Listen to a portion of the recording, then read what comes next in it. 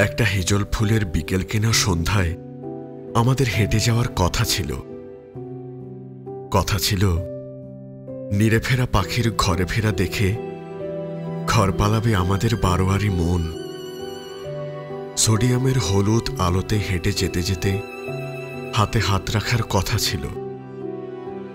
কথা ছিল পরিপক্ক অনুভূতি নিয়ে একদিন হাঁটুগিরির সামনে বসে হাতে ফুলের বদলে হৃদয় নিয়ে ভালোবাসি বলবার। অথচ হিজলের দিন ফুরালেও আমাদের একসাথে হাঁটা হয়নি। নিরে ফেরা পাখির দিক বদলে উচাটন হয়নি বারোয়ারি মন।